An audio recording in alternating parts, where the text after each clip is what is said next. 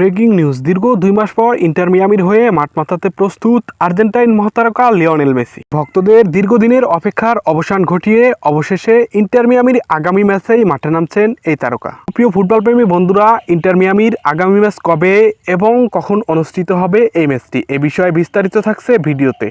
গত 15 জুলাই কোপা আমেরিকার ফাইনালে কলম্বিয়ার বিপক্ষে চোটে পড়ে দীর্ঘ 2 মাস ধরে মাঠের বাইরে রয়েছেন আর্জেন্টাইন মহাতারকা লিওনেল মেসি। কোপা আমেরিকার এ চোটের কারণে বিশ্বকাপ বাছাইয়ের 2টি ম্যাচের স্কোয়াডে রাখা হয়নি এলেমটেনকে।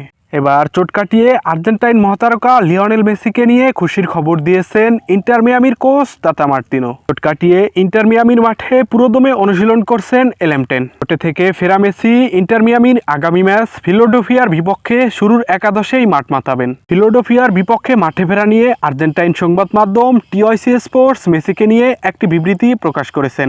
আগামী 15 সেপ্টেম্বর বাংলাদেশ সময় সকাল 6টা 30 মিনিটে ক্যাসি স্টেডিয়ামে ফিলাডেলফিয়ার মুখোমুখি হবে লিওনেল মেসির ইন্টার মিয়ামি। ইন্টার মিয়ামির এই ম্যাচ দিয়ে দীর্ঘ 2 মাস পর চোট কাটিয়ে মাঠে ফিরতে যাচ্ছেন আর্জেন্টাইন এই সুপারস্টার। প্রিয় ফুটবল প্রেমী বন্ধুরা, খেলার নিত্য নতুন খবর পেতে আমাদের চ্যানেলটি সাবস্ক্রাইব করে সাথেই থাকুন।